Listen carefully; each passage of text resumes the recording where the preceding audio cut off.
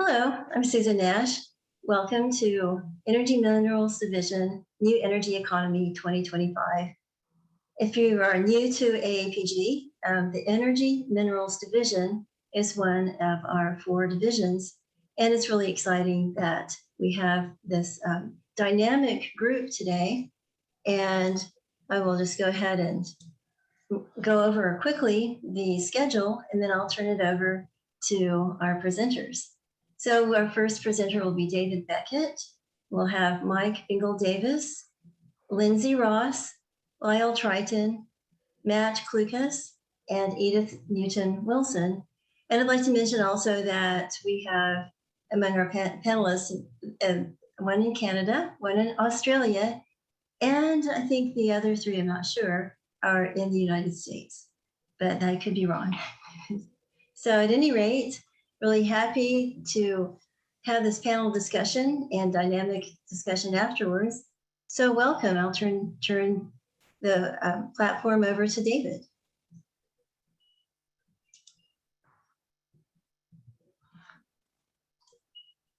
So David, are you muted? David, just trying to find the right button and just give sharing the screen a go.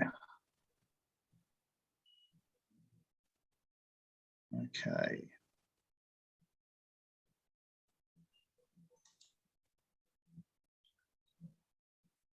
Okay, hopefully this will come up. Can you see the slides? It's working on it.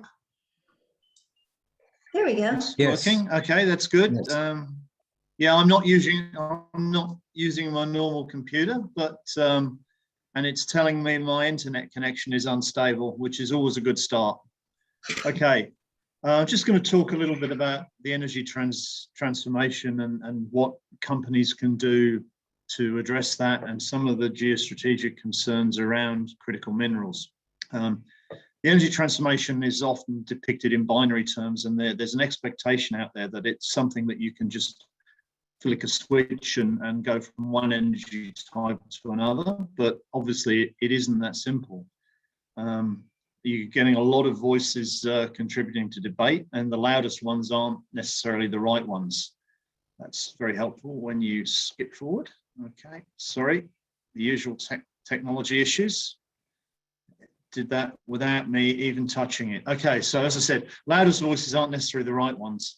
If you look at fossil fuels in general, not all of them are heavily polluting. Think obviously of gas, and some hydrocarbons are going to be very hard to replace, regardless of what we do with them. When you look at some of the green and renewable alternatives that are currently available, if you look at them on a whole of project life basis and look at the resources they need to get them up and running, they're not actually really that environmentally sustainable either. So, you know, for us to transform successfully, you're going to have to take a very rational approach and a very balanced approach, and it's going to have to be gradational. Some of the drastic activities that people propose are likely not to solve the problem. And again, my slides are skipping forward without me wanting them to. So,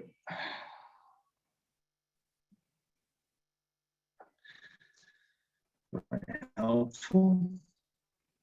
So expanded access to critical minerals and rare earths is going to be key to sustaining the transfer.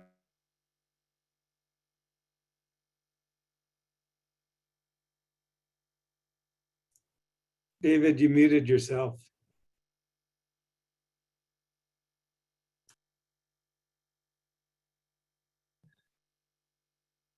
I hate to say this, I'm not actually touching anything when this is happening, so it's almost doing it all by itself. So, as I was saying, the hydrocarbon mining industry can play a positive and credible part, and I think the part it can play is by using the expertise, in-house expertise it has to expand and encompass the full energy value chain, and that includes critical minerals.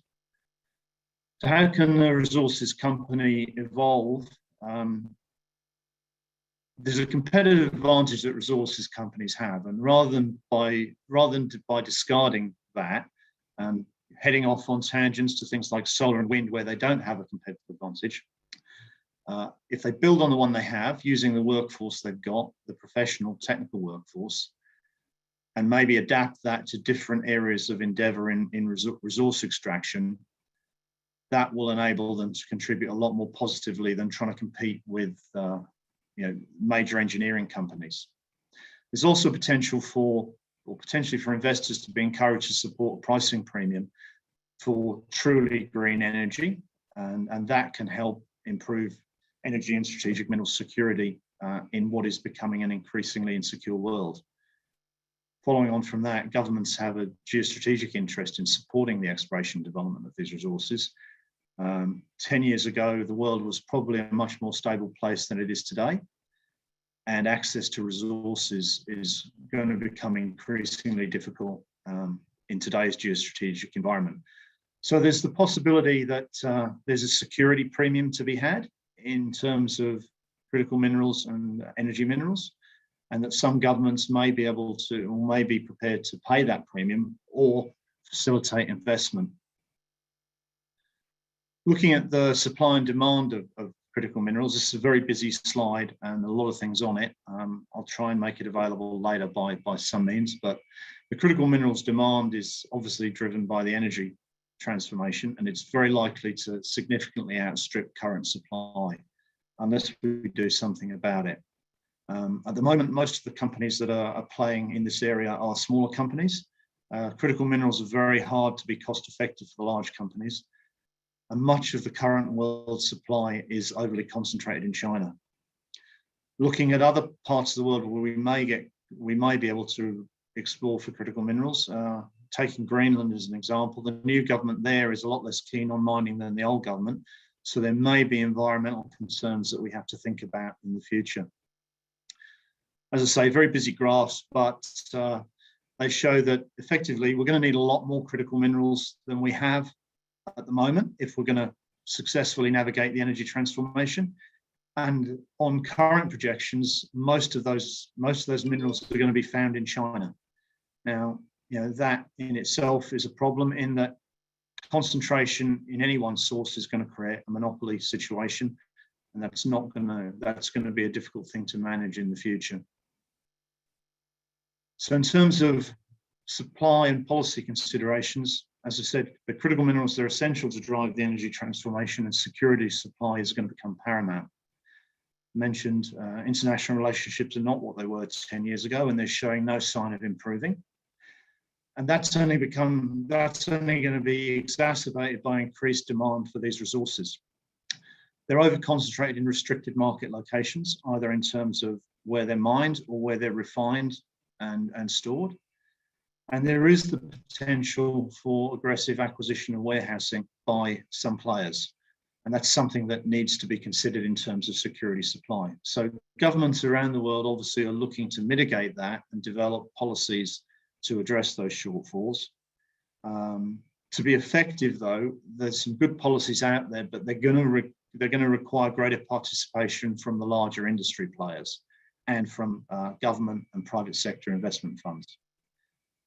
All the UK, Europe, Japan, Australia, they've all recognised these risks, and they're all developing policies and mitigation strategies of varying effectiveness admittedly. So in Australia, the Department of Industry, Science, Energy and Resources, typical government department with about 50 different things consolidated into one, has published a very good national roadmap that considers international and national resources and includes funding options.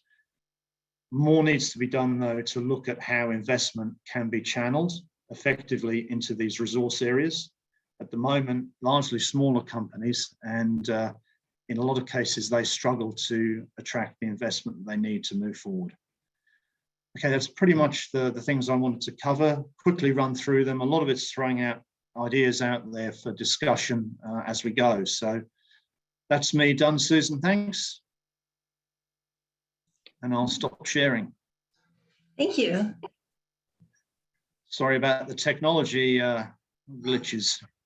Well, that was really great, and really appreciate your presentation. And our next presentation is going to be by Mike Bingle Davis. So welcome, and I'd like to invite you to share the platform.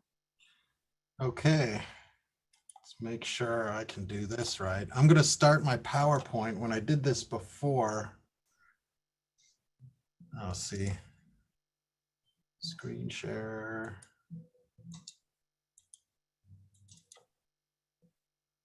So now you see the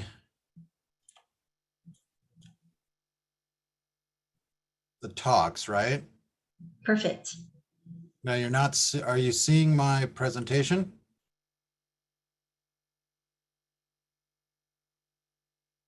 Yes.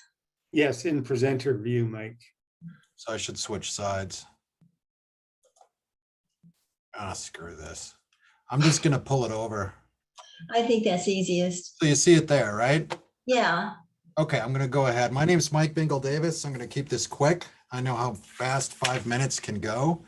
So what I'm doing is basically addressing what AAPG Energy Minerals Division, or at least how I see things playing out for us as an organization. And as kind of an outsider, this was the first time I really got into how AAPG and AAPG governance is set up. So I pulled this slide picture from a previous president's, I guess, letter. And in this, you see exactly how AAPG is set up. For the most part, I really don't know much about all of this. I do know, however, where EMD falls, and the Energy Minerals Division itself falls within the divisions. And so what I did was I just broke out the divisions on this slide, which on the far left, you can see that AAPG has the Division of Professional Affairs, which is up here at the top, and several subcommittees within that. You have your Energy Minerals Division, which I circled in black, and the Division of Environmental Geosciences, which are these four down here at the bottom, and the Petroleum Structure and Geomechanics Division, which is down here with just one sort of subdivision. Getting in closer, you're going to see the center of the slide, how Energy Minerals and how the Energy Minerals Division is broken out, and it's broken out into these subcommittees from bitumen and heavy oil all the way down to uranium. They're in no particular order. I just wanted you to get an idea kind of how those are playing out and how those are structured. I personally believe the most robust and important thing that we as an organization have is this structure. I think it's great. I love the way that it's set up. But most importantly, each one of these subdivisions with EMD also has the EMD counselors. And on the far right, you can see how region by region, each one of these are broken out.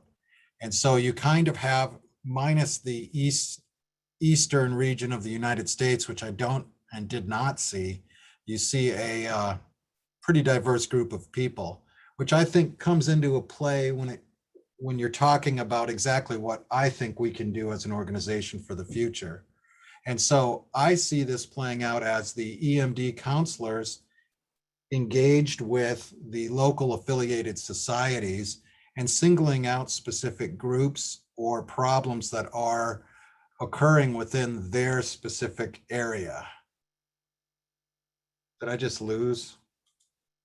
Okay.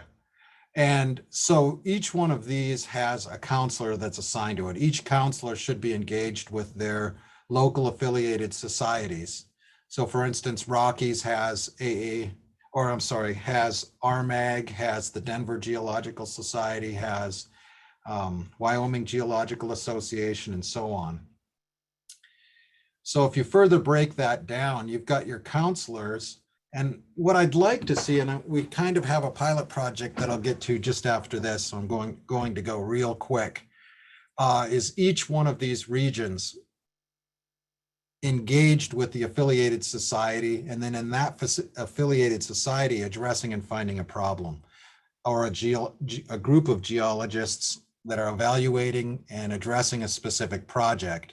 Now that project's going to be comprised of several different subdisciplines: programming, field geologists, laboratory geologists. I put field twice, and also another wild card some geoscientists that may or may not be fitting into that particular project scope.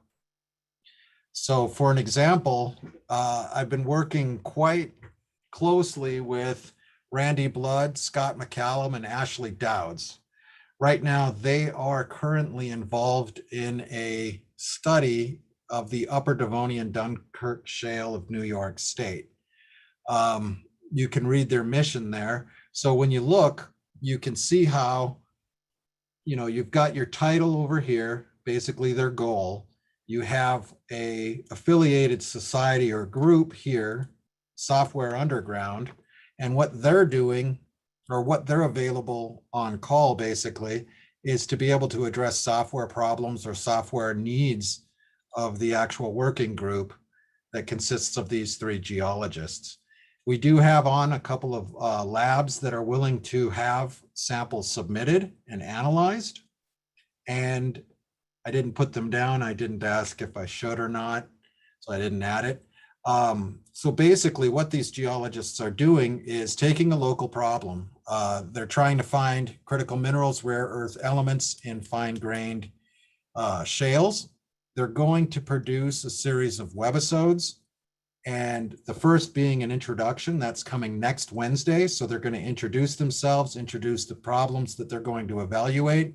And then after their basically 30 minutes of Q&A and talking, it might go longer, then they're going to launch into their first episode. The idea being that the members would then provide the substantive elements that EMD is consisted of, region by region. And so while these guys are producing the webisodes, members of EMD and probably other people can actually jump in, watch, follow, and procedurally witness how they go about evaluating critical minerals on the East Coast. We are currently looking for sponsors, so that's a little different than what the traditional methodology is. Sponsors that would sponsor these particular projects in that particular region. Another project that we're currently, and this is a live link I'll put in the chat if you want to register for that and see how this goes. This is more of the pilot to see if it works. The second program that's in development is involving Tyler Wiseman and Ian McBride, and they're going all over the Rockies regions right now and sampling outcrops and taking gas analysis and doing Rocky Mountain helium exploration titled From the Bottom Up. And they're in the process of collecting and writing and doing all these field excursions.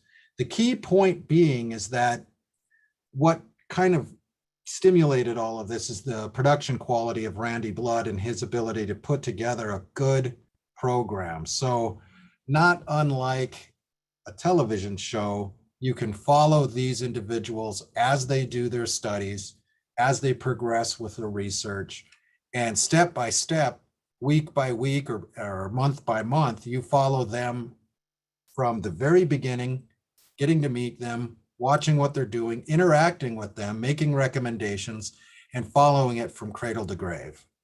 And what EMD can do is help increase free content for its members. So, members are actually seeing and witnessing these things, potentially get involved on some of the side projects along with these larger projects. They can make connections with people that are global.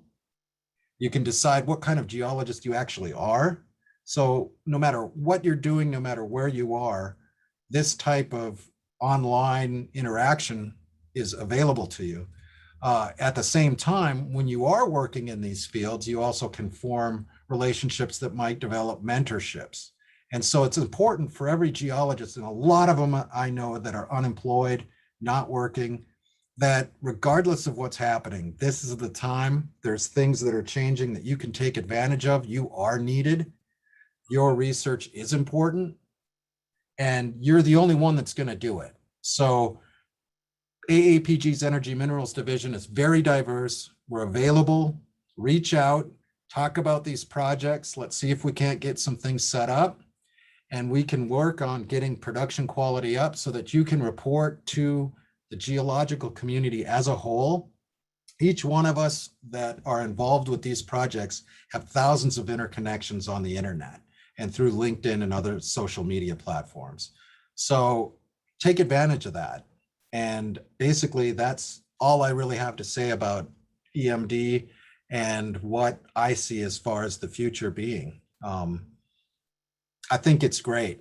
So anybody that's listening, anybody that's out there, anybody that's listening to the recording, reach out to one of the Energy Minerals divisions, either the subcommittees or me, and we'll get you in touch with who you want to talk to or what you're interested in, and we'll move forward from there. Thank you. And I'm glad you had a chance to talk about the structure of EMD and also this association as a whole, because I'd like to congratulate Elvira Gomez, who's in our audience tonight, for being elected Vice President of Regions. So welcome and congratulations, Elvira. And I'd like to share the platform with Lindsay Ross. Hi.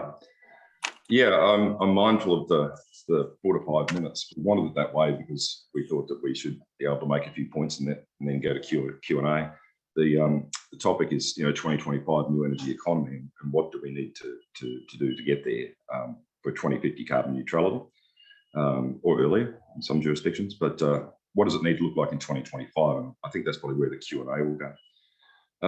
So I scripted this because I have a tendency to waffle. So I'll read this and as we go. So my contention is that the range of observable action on climate change response by governments and corporations reflects the perceived range of uncertainty in climate emergency, and therefore variously represents the different perceived imperatives for action now into the short term. The range of uncertainty is due to widespread misinformation in the media regarding anthropogenic-induced climate change versus cyclical, naturally occurring climate change in general. Politicization and polarization of the public is causing reaction and division, yet ultimately is producing a policy mess as the public grapple with disruption and reprioritizations and the ecological and economic legacies of future generations. So I try to capture that in these various animations where I've taken the concept of the Gartner hype cycle and the Kubler-Ross change curve, turned it into a plane.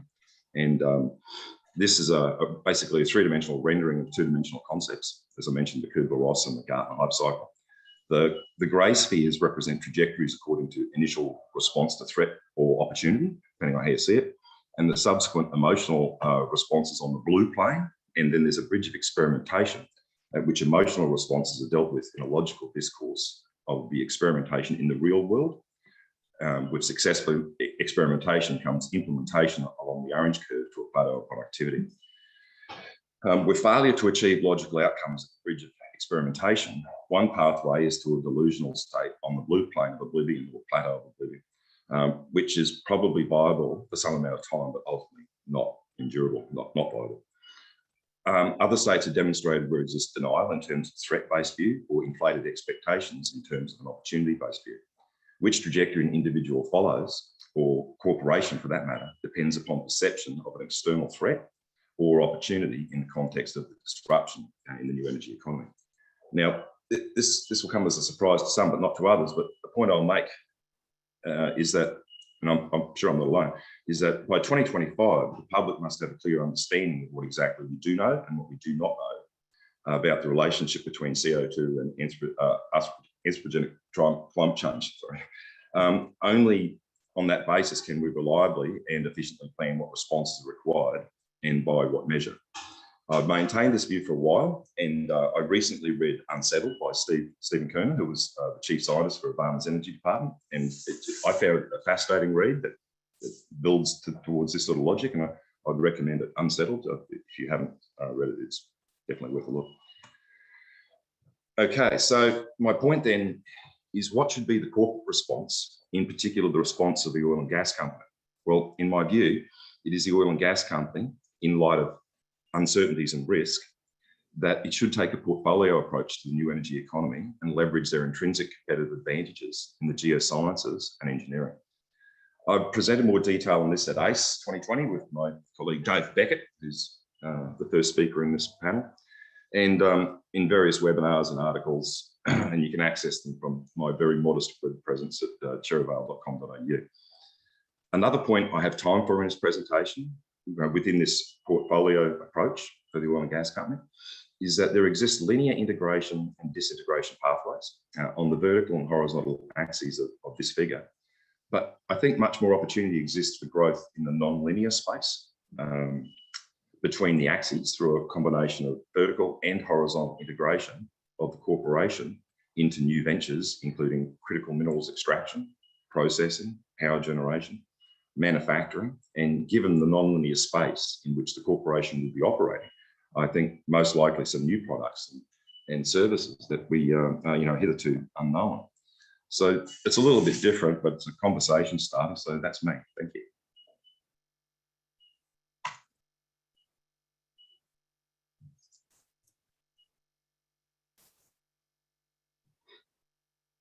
Hey, Susan. There we go. So that puts me next, Susan. The gremlins are attacking me now. Sorry about that. Anyway, that was very quick. So our next speaker is Matt Kukas. Is it? You want to go, Lyle? You can go. Oh no, sorry, Lyle, you're next. Sorry I about thought I that. was next. I was like, All right.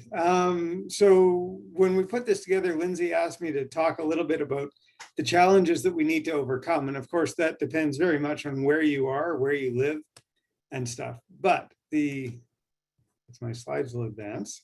There we go. I'll take Alberta as a proxy since I live here and I ran the numbers early this year. In 2018, most of our electricity was coming from coal and gas, and it still is today.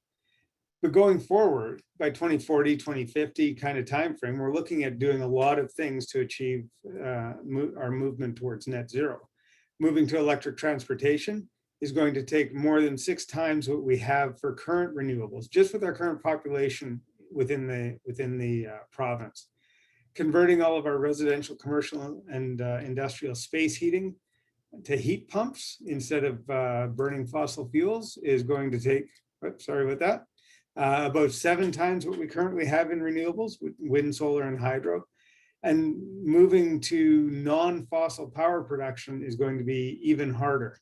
So, either it's going to be 10 or 12 times our current renewables in renewable supply, or it's going to be a lot of CCS to get us to low carbon power generation. So we need to have 20 times today's low carbon power generation within the next 20-ish years. That's a very big challenge. It's going to add cost, whether we're doing carbon capture and sequestration or geothermal or nuclear or battery storage or whatever. That's all going to be more expensive than what we do today. We love hydrocarbons for a reason. Of course, that doesn't account for growth in our economy and our number of people. It doesn't account for the issues that we have with industrial heating. Some of that will go away because of our heavy fossil fuel industry. Some of that may disappear. And it doesn't account for our large fertilizer industry in the province where we'll need low carbon hydrogen. So there's a lot of challenges ahead of us. And that's just looking at Alberta. Every jurisdiction will be a little bit different. On the electricity side, we need a lot more low carbon electricity. Canada's got a great track record. We have a lot of hydroelectricity, some nuclear. Overall, it's a pretty green grid, but it's very regional in approach. There's not a lot of interties between them. So in Alberta, Saskatchewan, it's mostly coal and gas. In some of the other provinces, it's mostly hydro. We're going to need more hydro, more solar, more wind. We're going to need to do geothermal, and we're doing the first geothermal well in Alberta right now. I hope that goes well. We will probably need more conventional nuclear. I believe that we need that as a backstop to allow the other renewables to come in. On the right side of this chart are things that are not really yet proven as viable and applicable, right? Carbon capture and sequestration doesn't really work everywhere. It will work in some places. SMRs, they're all the rage in Canada right now, and I know there's a lot of talk in the US. Whether that's actually ever going to make any sense, there's a lot of doubters out there. Tidal power, wave power, these other emerging power technologies, A lot of challenges still to actually make them be commercially viable at a scale that matters. 1 megawatt here or there doesn't matter. We're talking about terawatts that are needed across the world. We're also going to need energy storage. With all these renewables, many of them being intermittent or unreliable, we need a lot of storage. So today we have pumped hydro storage, we have solar thermal storage, we have battery storage. All of those exist. All of those are in practice today. The global storage right now, it totals about 500 gigawatt hours, and most of that is pumped hydro, and it's mostly in Asia. We're going to need to scale that up by orders of magnitude in order to accommodate intermittent renewable sources. So what's that going to look like? Flow batteries are one concept. I worked on a vanadium project 20 years ago when flow batteries were about to be the next big thing. And they're still about to be the next big thing. Hydrogen as a storage source, well, that's been ready to be the next big thing for 20 years as well, but it's not there. Gravity has been tested, is possible, but it's going to be, I think, pretty limited in location. Compressed air storage, actually very interesting from a geological standpoint, because maybe we can reuse some of the reservoirs. But again, it's only been tested at a very small scale to date. It's not really a viable commercial technology right now. 20 years out, we need to get more of these to be viable technologies. So when I look at the energy issues going out to 2040, in order to develop a plan for the next 5 years, I think about, we need decarbonization, and that's going to mean we need to do a lot more mining, whether it's metals for batteries, whether it's copper for wires, whether it's uranium. We need things that are going to help us generate and transform and carry energy around. We're going to need to invest really heavily in energy efficiency. All of the plans that I've seen to get us to a low carbon future only work if we have huge investments in energy efficiency to reduce the amount of energy that we need to use. We're going to have rising demands for a bunch of things, maybe for natural gas, for renewables for sure, for storage media. And with the way our society works today, we're going to have really significant environmental, social, and governance issues around these new resources. Everybody wants new resources, but they want them developed responsibly. We don't want to be going into countries and ripping things out and leaving a mess behind and corrupting the government and things like that. That's not the way we should be doing business, and savvy consumers recognize that. So for the next 5 years, my contention is that we need to demonstrate that the path is viable. We need to get large renewables deployment out there, much bigger than we have today. And with that, we need to prove the grid penetration. Is it 30%, 40%, 50, 60, 70% on intermittent renewables? I don't know the answer. Part of that will depend on storage deployment. We'll need large scale storage deployment. That could solve the grid penetration issue for intermittent sources, as can grid management. With smart grid management, you can do an awful lot around moving energy around and moving energy demand around in time of day. We're going to need interconnects, large interconnects between regions to be able to share energy across regions. So here in Canada, BC and Manitoba on either side of Alberta and Saskatchewan, which are the oil provinces, have huge hydro facilities, but there's very little east-west flow. So we need those interconnects so that we can actually develop a national system. And we need to prove or disprove some of the things that are out there today as potential solutions. Carbon capture and sequestration, I'm on the fence as to how sensible it is. It won't be the savior of the industry, I don't believe, because it can't capture everything. Small modular nuclear reactors, are they going to be feasible within a realistic time frame? I think the jury's out. Hydrogen as fuel, I do not believe in hydrogen as fuel, but I could be wrong. I believe in hydrogen is a hugely important part of our future as a chemistry source, and we need green hydrogen for that. But what we need to do is to figure out what are the stupid things and quit working on them. We're going to waste a lot of energy if we try and chase every avenue through to its ultimate conclusion. So, that's the next 5 years.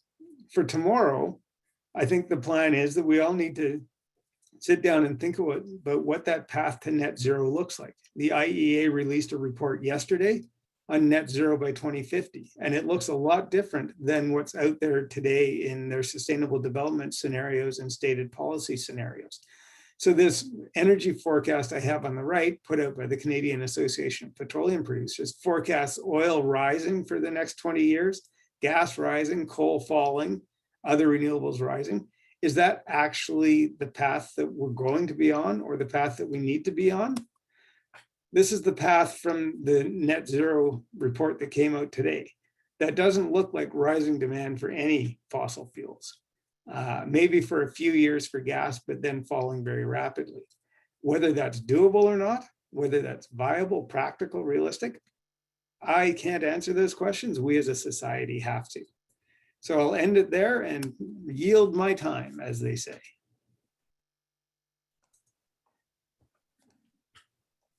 Great. Well, thank you. That was excellent. So really appreciate it. So our next presenter is Matt Klukas.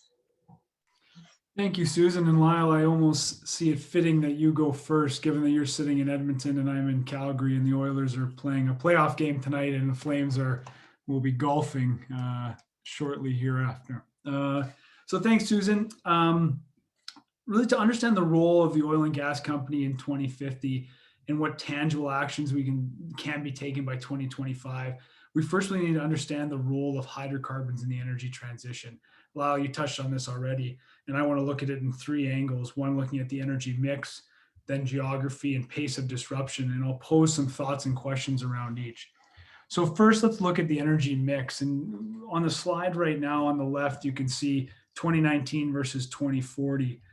A lot of this, I think, is general consensus. And again, I'm not here to debate where this goes. Like you, Lyle, I'm not sure which direction it goes, but I think overall, we see oil and coal plateauing, decreasing, and it really the gap being picked up by natural gas and these low carbon fuels. And already today, we're seeing oil and gas companies starting to adapt, and this is mainly led by European IOCs. They're looking at responsible oil production, natural gas development, a lot of heavy investment in LNG, kind of on the back end of you see the growth in natural gas. And finally, the balanced power solution. So, they're looking at windmills and solars and how they can adapt their mix. And I would challenge anyone to go on to Shell or BP and their website and try and find a list of the oil fields they produce globally. It's very difficult to find now, but you can find exactly where the windmills and the reforestation projects are, which I do think is a good thing. And it shows that is adapting. But regardless of where or what the energy mix is, energy is needed to fuel the world's largest growing economies. And where is that? That's in Asia. One may look at this map and it shows energy balance of traded fuels, so your traditional oil, gas, and coal, blue being a surplus and red being a deficit. This is from a BP energy forecast. You might look at this and say, wow, Russia, Middle East, Africa, North America are either really good producers or really efficient in their uses. And both cases are relatively true, but we all know that population and economic growth underpin this data. Focusing in on Asia and being in Canada and the US, and we have some presenters in Australia, we've seen a lot of a big drive of Asian NOCs coming in and securing natural resources to fuel their economies. It's a form of energy security. So the first question I'll pose is how will NOCs, which were created to secure energy for their countries, adapt? And will they double down on this traditional fuels approach and continue to go more to this oil, gas, and coal, or we're going to see them transition to a national energy company where they drive a lot of, where they're participating in driving this energy transition. Now, this decision could really play a large part in how quickly renewables penetrate the market share. If these large economies and these large, we'll call national energy companies, start and really participate in that transition. So how fast will renewables gain what I'm going to call market share in the global energy mix? you can see this graph, and I quite like it. The data is actually from Vaclav Smil, his book, Energy Civilization. And I actually took this slide from my colleague, Aaron Foyer, so I can't take credit for it. But what you see here on the y-axis is a percentage of global energy fuel supply. And on the X is years after reaching 5% of global energy supply. So as you can see, everything starts at 5% in 0 years. And what you see is, you know, coal has been able to make it to 50% after 60 years, oil 40% after 60 years, and natural gas is only at 25% after 50 years. And what really shapes this curve? I think it comes down to a few things. One, competition amongst the energy sources as well. When coal came out, it was relatively on its own. Oil had to compete with coal. Natural gas now has to compete with both. Another big part of it is transportation and ease of transportation and cost of transportation. Oil and coal, quite easy to move around. Natural gas, of course, a lot more difficult and costly. The biggest question is, you can see renewables just came onto this curve in 2019 at 5%. How fast will that curve move? And what is needed, or what factors will play a part in the direction and shape of that curve? I mentioned one, you know, the Asian NOCs, how they participate in the energy transition will dictate this curve. Regulation, investment, demand, social pressure, how will this impact it?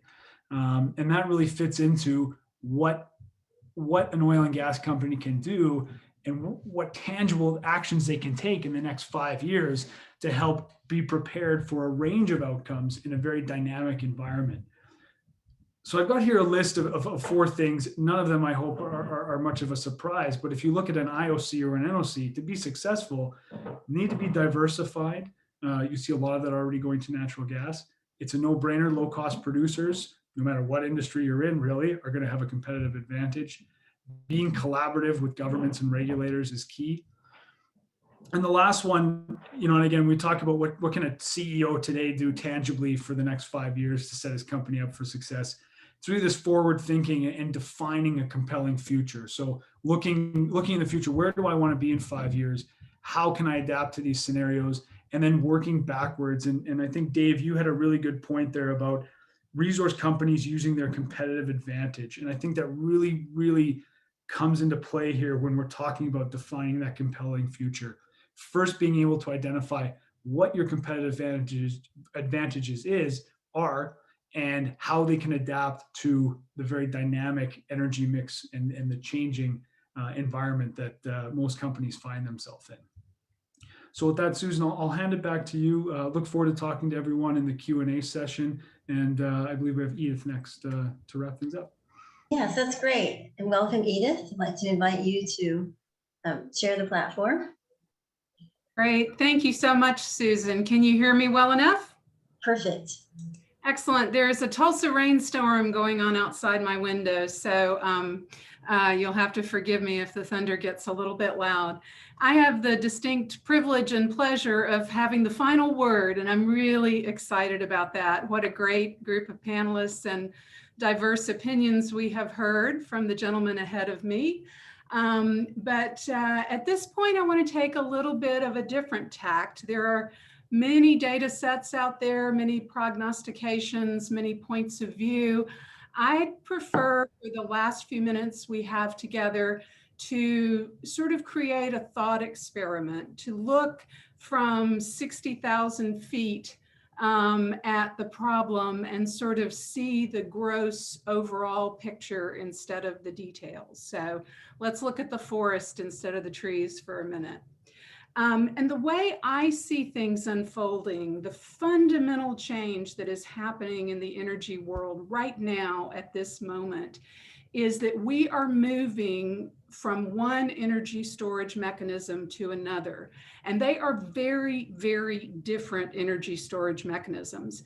The old one that we've been working on for 2 centuries now is where energy from the sun is stored through photosynthesis, maturation, and generation in a hydrocarbon bond. And in that case, the resources, the hydrocarbon resources that we capture are finite on a human scale. And in order to release that energy from the energy storage device requires destruction of the device, right? Also, we put a lot of emphasis today, because of our concerns over climate change and global warming, into how much CO2 is emitted in order to store and use that energy. And for hydrocarbons, and we need to look at both the production case, how much carbon is expended to build the well bore, to drill the well, to lift the fluids, to pipe the fluids to their ultimate destination, to refine the crude, etc., and how much carbon is emitted on usage when we break that hydrocarbon bond and create CO2. In the case of hydrocarbons as an energy storage device, we're talking something on the order of hundreds of grams of CO2 equivalent per kilowatt hour of energy used, right? So it might be 350, it might be 600. As you can imagine, there are a zillion numbers out there, but it's an order of magnitude in the hundreds. On the other hand, the emerging workhorse of the renewable energy storage world is right now the lithium-ion battery, but in essence, either a primary or secondary, either a disposable or rechargeable battery. And in this case, we're doing exactly the same thing, storing energy generated by the sun, either via wind or through solar. We're storing energy generated ultimately by the sun in the conductive materials that release and capture electrons, right? So in this case, the energy that we're storing and releasing comes from infinite resources that are renewable in our lifetime. And I know we've all seen resource assessments of how much of this is available out there. The other fundamental difference in this energy storage device is that it is not blown up on usage, right? It is every element of a Tesla car battery, of a redox flow battery, can be repurposed, reused, and recycled. And this is why one of the biggest industries in Silicon Valley today in the startup community is looking at recycling these components, because that's where the true efficiency lies in this energy storage device. And if we look at both the use case and the production case of carbon emissions from lithium-ion batteries, we're looking at something on the order of 40 grams of CO2 equivalent per kilowatt hour to make and use these energy storage devices. So again, it might be 10, it might be 55, but we're looking at an order of magnitude difference in total CO2 emissions to, everything soup to nuts to make and use these two very different energy devices. So what I want to invite you to think about is, what are the implications of going from one energy storage device to another? And I would say there are many beyond just CO2 emissions and beyond the recyclability of components. Instead of the energy business being about capturing and creating value and sort of storing wealth in a commodity that is very precious and held tightly, instead, we're looking at an energy economy that is built on service. It's built on efficiency. It's built on small margins and very high volume and reusability and recyclability. It's a completely different economy. And this takes me to my second and final point. If I can, there we go. If I can now sort of create a different thought experiment in your mind about how this transition or transformation, I love whoever used that phrase first, I kind of think of it more as a revolution, how this is going to unfold and what implications it's going to have for global business models and societies around the world. And I want to invite you to think about the pace of technology change, because really renewable energy is about a technology process, not a plumbing, manufacturing, construction process like oil and gas, but it's a very rapidly evolving process. I mean, if we think about how how cell phones unfolded in China, in sub-Saharan Africa, to the point where no landlines are now present. We're stuck with our landlines in the developing world. We're rapidly getting rid of them as fast as we can. But it's my contention that this is what will happen in the energy world, is that those under-electrified parts of the world where all of the growth is going to happen, as we saw from our last speaker, Southeast Asia, Sub-Saharan Africa, India, Latin America, where all of this growth is going to happen, that's where the technology is going to be developed and going to lead. So in this slide that I have in front of you, on the left, you see the old world, the world that most of us live in, right? Where this beautiful craftsman style home, in order to have the energy resources that it needs, requires a high capital, high risk, time-intensive, infrastructure-intensive process to get that energy there. A well to be drilled, a pipeline to be laid, a grid to be connected, a processing plant, a generating plant, a storage facility. All of this has to happen to light those bulbs in that beautiful craftsman home, right? This is our world that we live in the so-called developed world.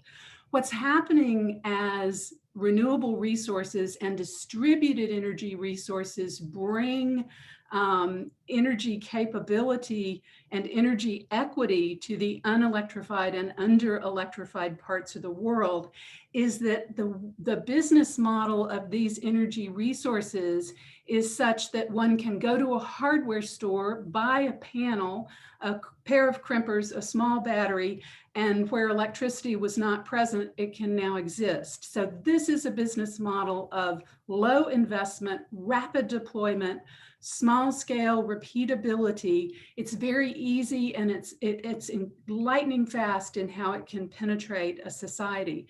And what we're left with is a different form of energy security. We're left with personal ownership and control of energy. And so in order to get there, of course, we have all of these incredible problems as geoscientists that we need to solve. Shorten supply chain lines, localize resources that are needed, all of the things our previous speakers have talked about. But I think, and I'm going to end on this note, I think that our pace of change is going to be remarkably fast. I think in the same way that we're sort of still struggling with Venmo, watching our kids pay all their bills with it. And everyone in Mozambique and Kenya and South Africa has been using M-Pesa for 3 years and will never build another brick and mortar bank. And that happened over the course of about 5 years. Smartphones came from the first one in 2007 to everyone having one in their pocket in 2017. I think this is going to be relatively instantaneous. And that's the real thought-provoking idea that I want to leave you with. This quote from Hubbard from actually the turn of the previous century, from the late 1800s, is very germane today. Watch out if you're complaining about it can't be done. There's someone doing it behind your back. So I'll leave it there and open this for discussion. Thank you. That's wonderful.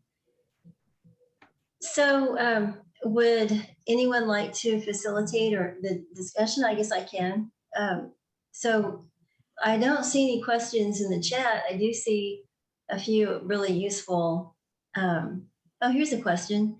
Does the estimate of carbon emissions for batteries include recycling?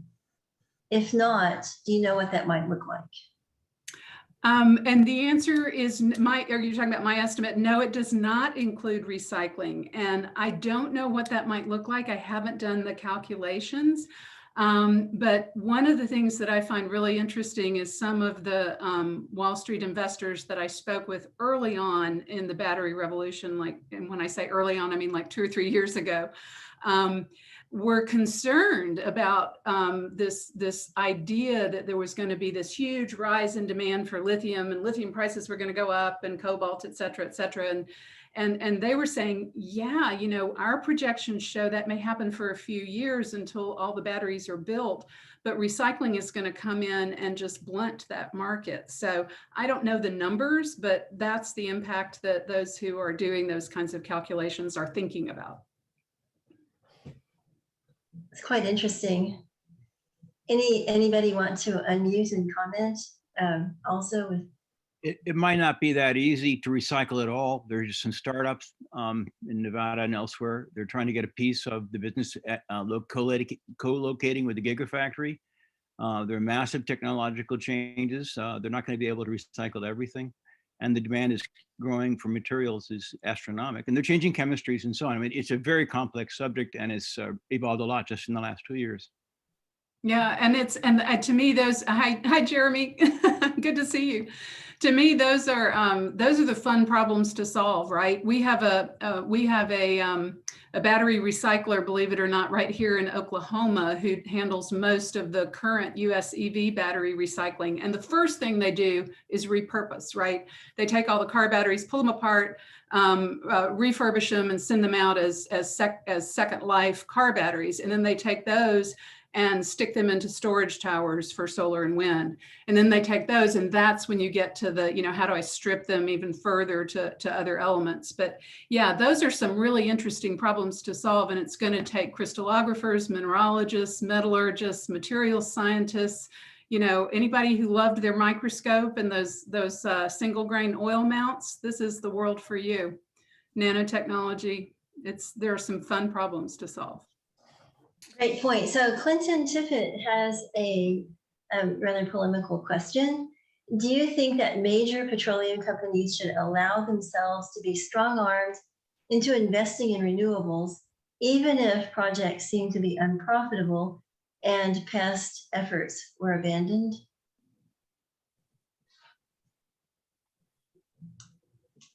I can take that one, Susan.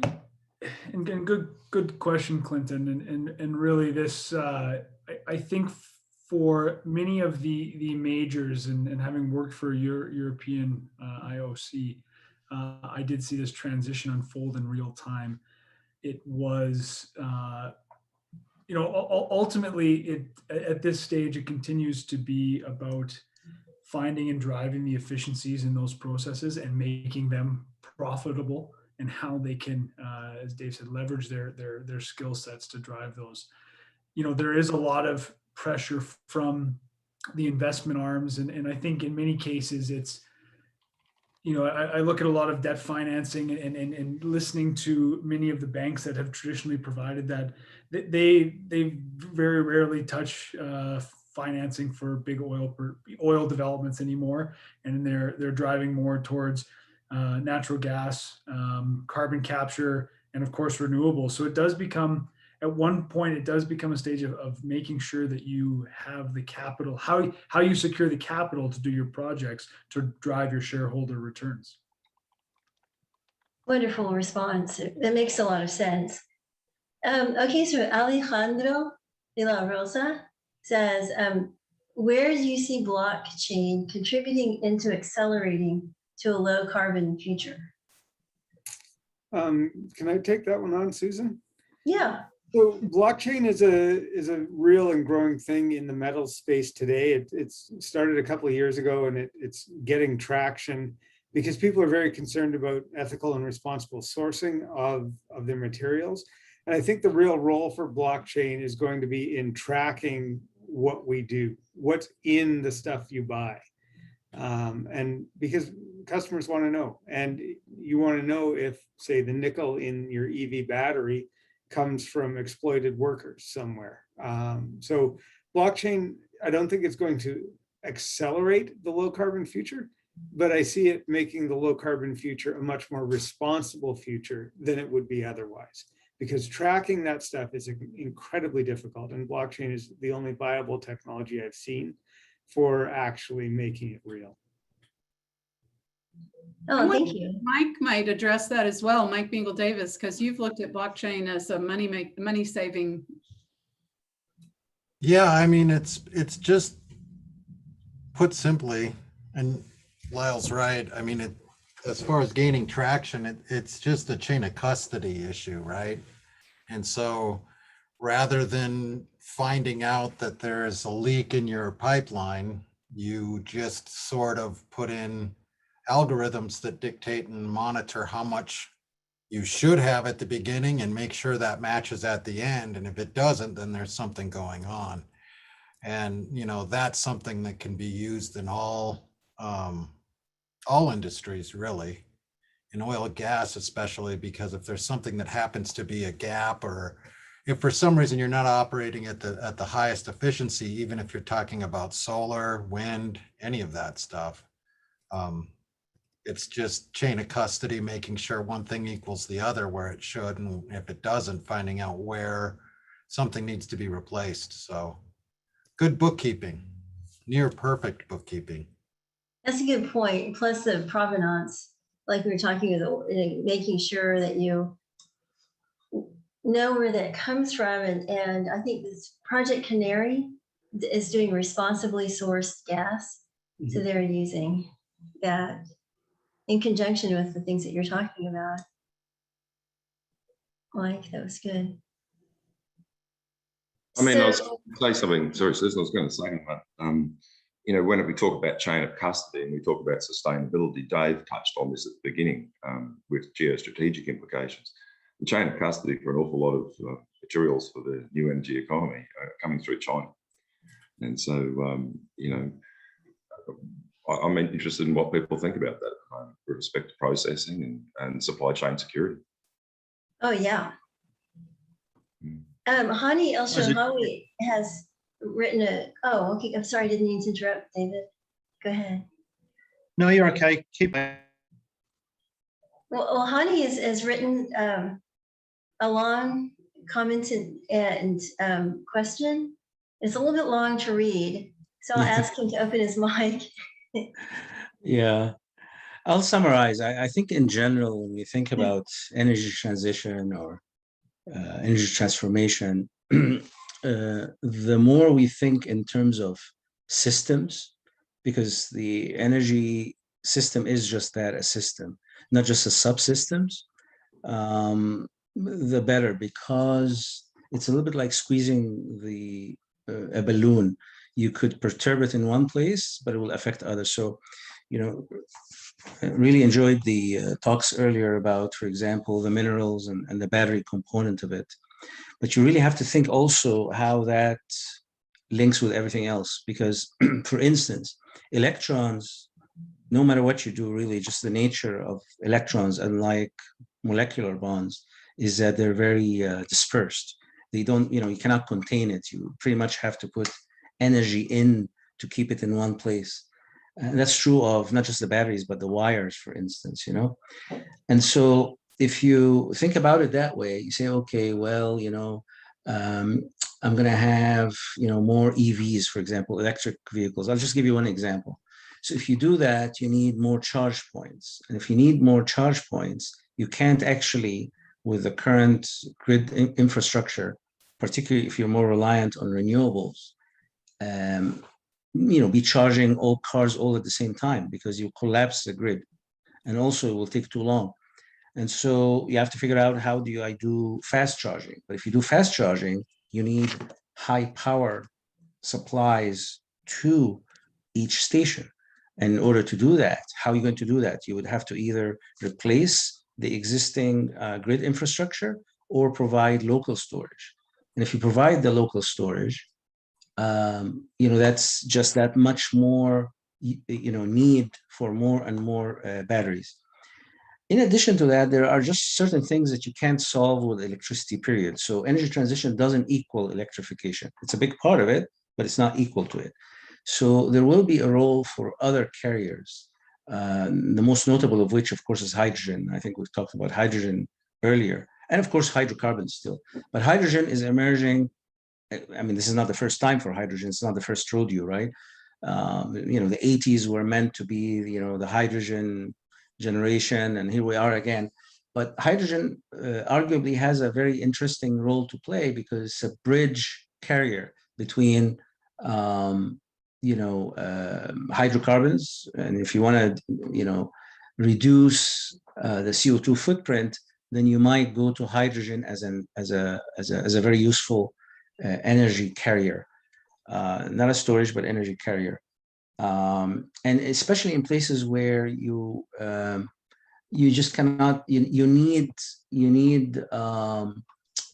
to transform to chemicals for other reasons other than just energy, because the thing about hydrocarbons, of course, is that they're also input to a large subset of other useful uses other than just energy generation, like for example plastics, right? Like for example all the chemicals that we use, which are quite substantial. And so you have to figure out a way to replace those, and electricity is not the preferred route to go that way. So I just want to bring that up. It kind of needs to be looked at in this very complex way, and because it's so complex, companies that are going through this transition, European companies, are really struggling still to figure out a pathway that is economically viable. Because if you replace then, how you generate money today by sort of holding on to a precious commodity and refining it to get high value added products, it's not clear if you go with electrons, for example, how you would do that. You'd have to offer something else to provide that value add. So for example, I think it was mentioned just now, the offerings may end up being significantly different than they are today. They could come in the form of managing the electricity needs of your home, of managing your home as a smart home, of managing even your digital content consumption as a part of that. And that's how the money is made, as opposed to just providing electricity that may be so low margin that it doesn't even sustain a business anymore. So all these things are very interesting to think about, again, from the larger context of how it all comes together, not just as a technological framework, but actually as a business construct. Well, thank you. That's very thoughtful and lots of great insights. I want to take a moment to recognize Ursula Hummus and have her ask her to say a few words. She's president of EMD, and I didn't see you when you came in. Otherwise, I would have put you on the spot earlier. No, it's okay. I didn't really sign up for it because I had another meeting before. But welcome everyone, and thank you so much for joining this amazing seminar that Susan put on again, and so many different opinions and just really thought-provoking talks. Thank you, Edith, Matt, and I didn't see the first ones. And today we had a meeting about the upcoming ACE meeting, just in case you are interested in coming to Denver, which will be in person, but partly in virtual also.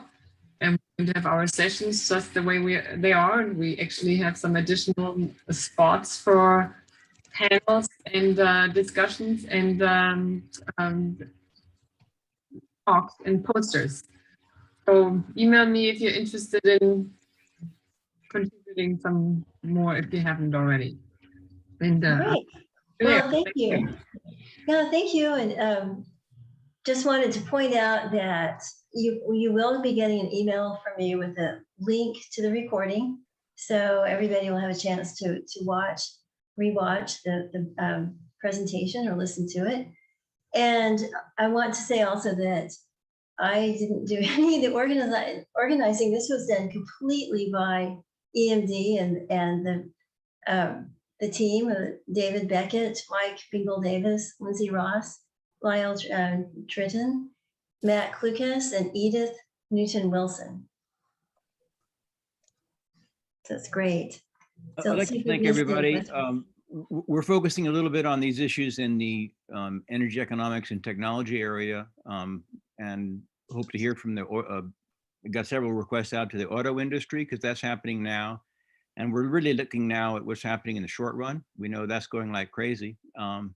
and also in the power industry. So there's a lot happening that's happening now. Hydrogen is a little bit further out there. And when you ask, you know, a good question is what's happening in the next 25 years, say 2025, I think is part of what we're looking at in this discussion. And I think we're going to see something comparable to like radiative evolution, that is a concept we all know as geologists, where there's so many questions with no answers yet about what are going to be the profitable paths, and companies are spending a lot of time on that.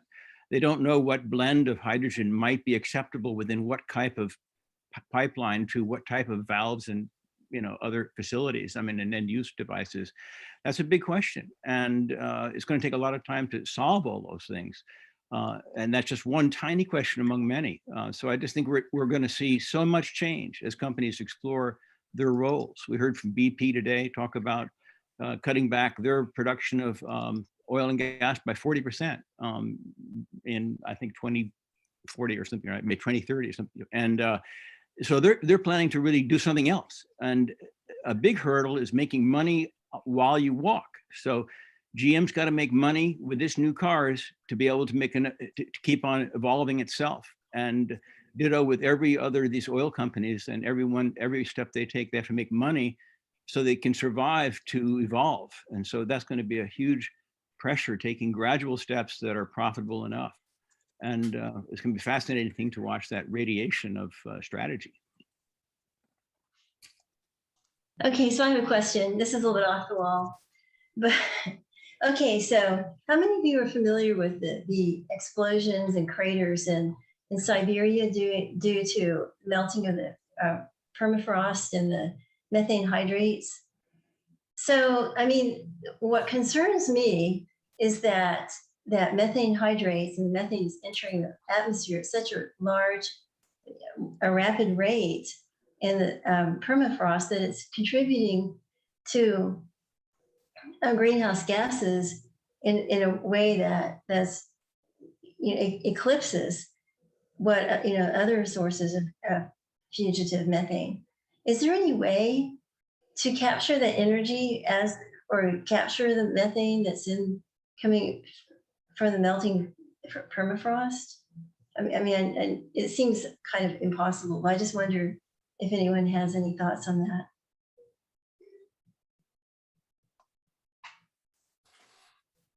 Well, I've got a very brief thought, which is that diffuse sources are super difficult to capture.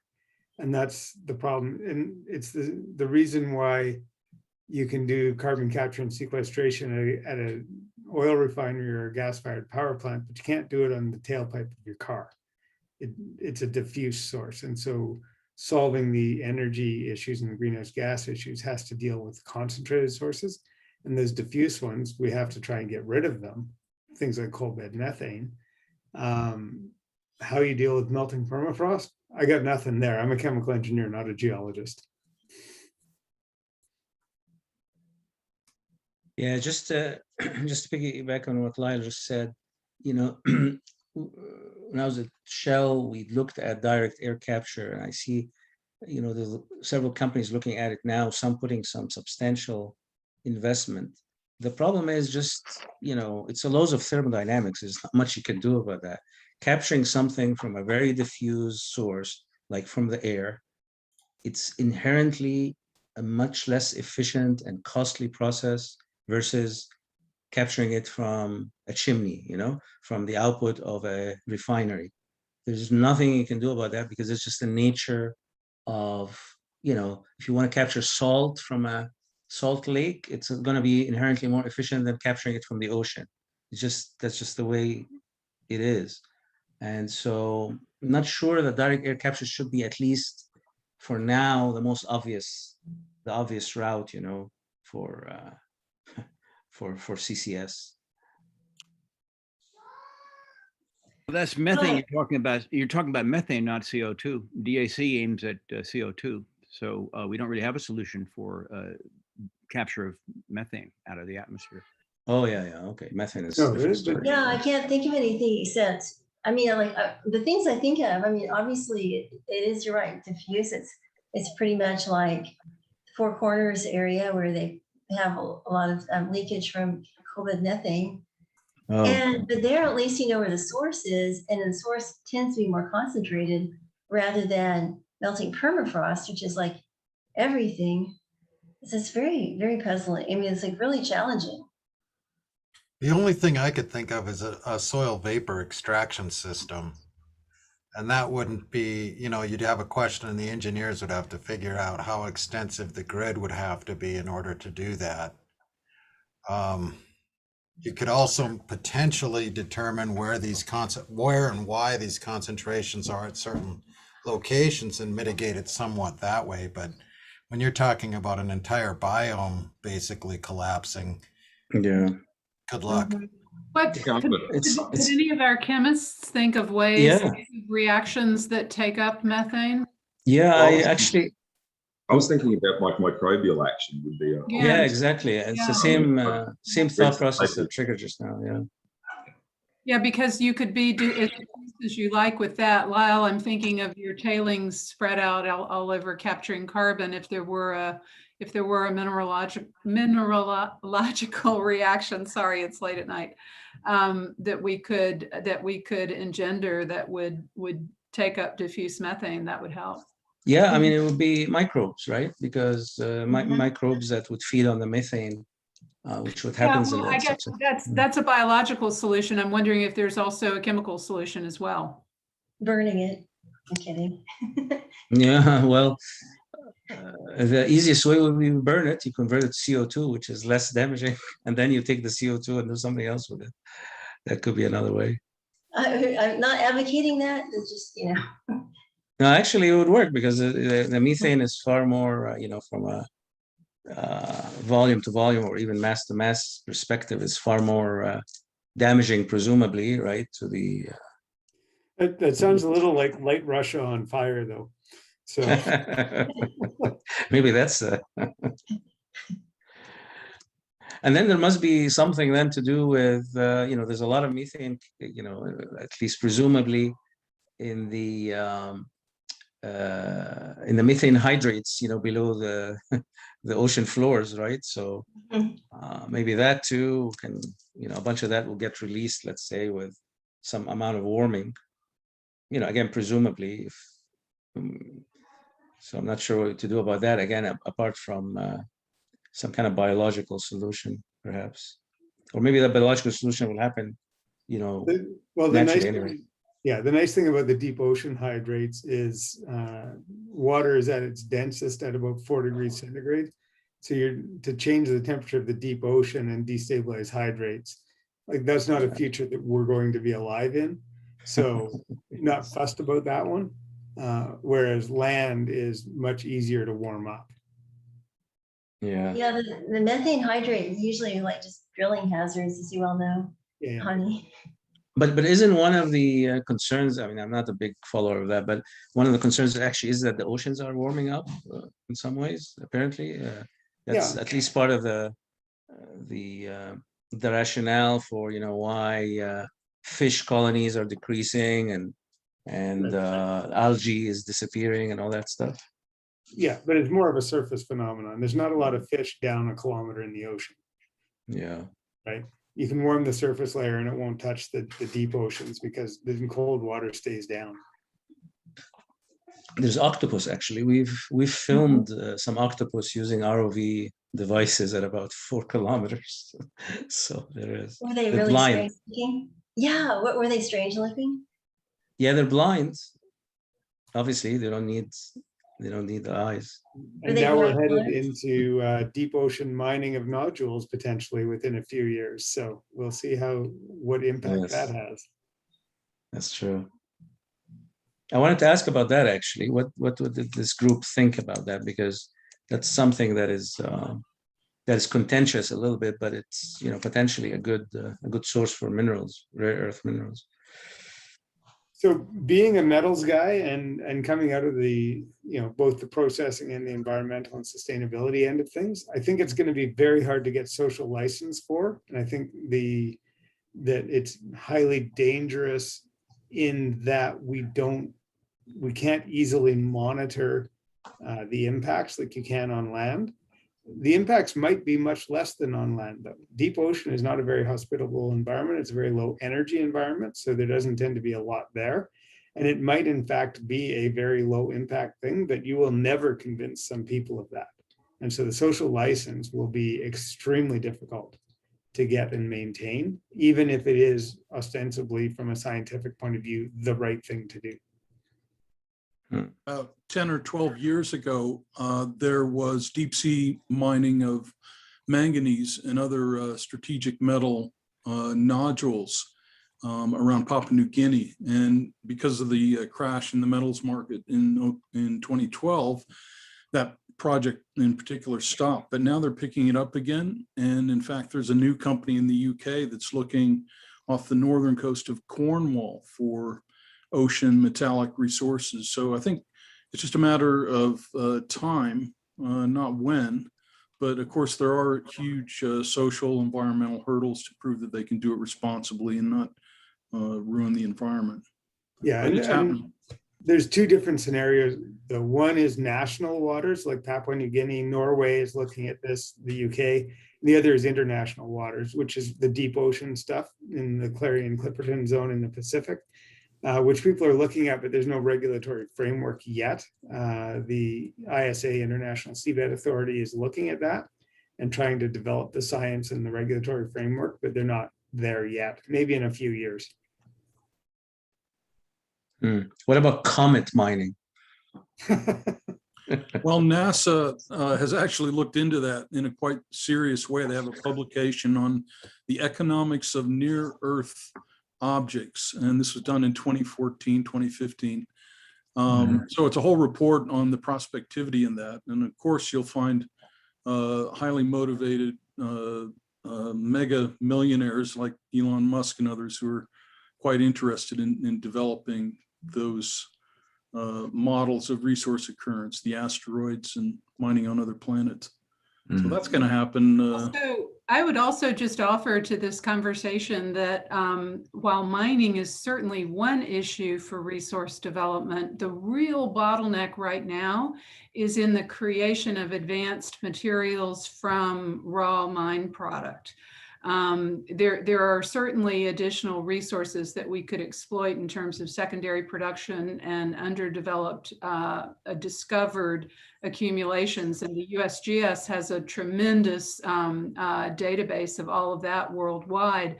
But right now, the roadblock is getting that stuff from the concentrate to the refined product that's necessary for the bespoke materials for the various battery manufacturers. And right now, 80% of that is done in China.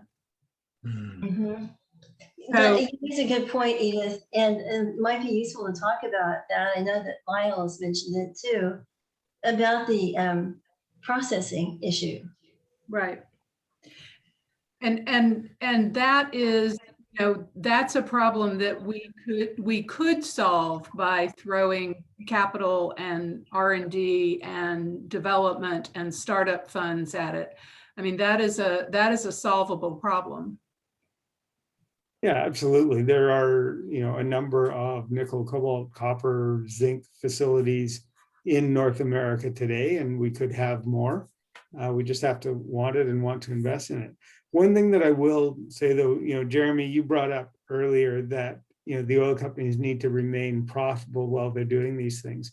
And there's been some questions as to, you know, what's the role of the oil company? Is it in making the energy minerals or just doing CCS or whatever? I think one thing you have to wrap your head around is historically, the oil business has been substantially more profitable than the base metals business on any kind of metric. The base metals business is not an easy place to make money. And oil companies, if they want to get into this space, have to wrap their heads around that. Well, and all the more reason for them to move into the processing side of things, because that's where all the value is added. There's an order of magnitude more value added in taking graphite concentrate to flake or spherules than there is in selling a ton of ore. So, you know, so that's the piece where the business models might actually align. That's a good point, because that's why I talk about the concept of vertical and horizontal integrations and the power multiplier function that you can get between those axes, because the rates of return, as you'd expect on as Lyle points out, base metal mining is not what the oil companies are used to. But then again, neither is the rates of return that you'd expect on a wind project or a solar project. I'm old enough to recall the petroleum companies all had a substantial mineral division. Mhm. It all seemed to go away in the 80s and 90s, but it used to be that they had serious players. But having worked in recent years for a petroleum company that was trying to get into mineral exploration, the thought processes, the expectations are completely different. That a hard rock and a soft rock geologist have quite different skill sets, and they're not that easily transferable. It can be learned, but the way you explore, the technologies you use, as you say, the margins involved are just quite different. And so I think oil companies are probably going to circle back around to get mineral divisions and employ hard rock related geologists. Yeah, I'd add in on that it's a good point, mate, because I think of it this way. 40 years ago, the oil and gas companies, the mining companies had a divorce, and now they want to get married again, or some of them, right? So the thing is, you've got geologists who are able to work in hard rock and oil and gas. I know quite a few. I'm one of them. And I started out in hard rock, gold, base metals, exploration, production, development, oil and gas, same deal. And I do see that there is a continuum of skills. And it's really the way that it's the exploration philosophy. So, for instance, you can apply play-based exploration methodology to minerals exploration by upgrading their versions of mineral systems analysis. And there's certainly different ways, but I think that we need some cross-skilling. This is something Dave and I have been working on. How do you get an oil company to become skilled in critical minerals exploration? And we think that there's some pretty interesting ways of doing it there. Dave, you want to say something about it? Well, I was just going to say, we've done a fair bit of mapping, of skill set mapping across from oil and gas to critical minerals. And actually, when you actually map things out on a competency basis, there's a lot more overlap than you might expect. There's probably, I think, from the competency mapping work that Lindsay and I did, there's probably something like 60 to 70% skills overlap in between oil and gas and minerals. I just don't think, I mean, if you look at BHP, they're a major international company with oil and gas and minerals, but they're very, very siloed. There's no movement, there's no sort of movement of ideas or people across from the oil and gas to minerals disciplines. But if you were to seriously address that, it could work. And as Lindsay's sort of talked about, there's a lot of independent geologists out there that do work as oil and gas and minerals geologists and do it successfully. So why can't that go on in small to mid-sized companies as well? I think it's a failure of imagination rather than a failure of capability. I think it's possible, but I think that 30% of difference in the industry only, makes all the difference between success and failure. I've worked in the environment. I've actually worked in BHP, where you have both petroleum and hard rock interests, and I think there was a failing of not having enough hard rock people there to understand, how to put money into the ground rather than into bureaucracies, and how to be effective at exploration and approach it differently than an oil project. Well, that's a big company problem rather than a geologist problem, I think. Yeah, and I'll add in here too. It's like, here we go. We're talking about competitive advantage as opposed to comparative advantage, right? But if we're in this plane of competitive advantage, what advantage does BHP, BP, or anyone have against Reliance Industries or GE when it comes to wind farms? Okay, if you've got a competitive advantage, leverage it. If you've got a strength, play to it. And I'm sure that you've got a lot more ability to leverage that from that 60, 70% skills compatibility to 90 or 100% than you have from a base on offshore wind for BP. Not that I'm saying they shouldn't do it, but that's the point, is approach this from a portfolio perspective because of the uncertainties in the future. We don't know where hydrogen's going to go, nuclear, SMRs, decentralization of energy systems, centralization of energy systems, exploitation of existing infrastructure. The oil companies are good at taking a measure of risk and reward and uncertainty. So apply that to the new energy economy in taking little bits of what you think are going to be the winners and participate and start getting your skill sets together now. Because who's going to win this is who's ever got the best product, the cheapest, that they can roll out the fastest. So 2025 is about getting cracking. And I don't think that it's worth waiting. You know, I think we've got to start moving now. So in 2025, we have a good understanding of what environmental regulations are holding us up on exploration, development, production, processing. How can we facilitate capital flows? How can we ensure supply chain? How can we start understanding industrial mineral marketing? These are the sort of things we have to have very clear in our minds, I think, for over the next couple of years.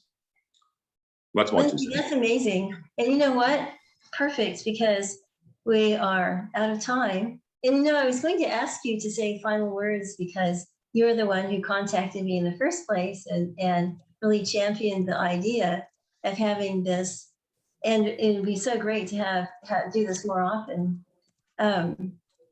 So I would like to just spend 30 seconds or so with letting people say a few words. Oh, well, I'm happy to have participated. Thank you. I do these crazy 3D animations trying to explain things on a software called Blender with my son. So it's a great thing for us to work together on. So I appreciate it. And I think it's a great idea to go back into EMD and see if we can get more people to continue on with this series. Absolutely. This should be the beginning. So thank you, everyone. And just want to express our AAPG's appreciation. Also, just congratulations again to Elvira Gomez for being our new Vice President of Regions. Also, I want to thank Ursula Hummus and for our President of EMD. And just final recognition to David Beckett, Mike Bingle Davis, Lindsay Ross, Lyle Tritton, Matt Klukas, and Edith Newton Wilson. So thank you, everyone. Thanks. Thank you. Really enjoyed it. Much appreciated. Thanks. Thanks, everyone. Thanks, everyone. Well, Thanks. for coming. Great questions. Thank you.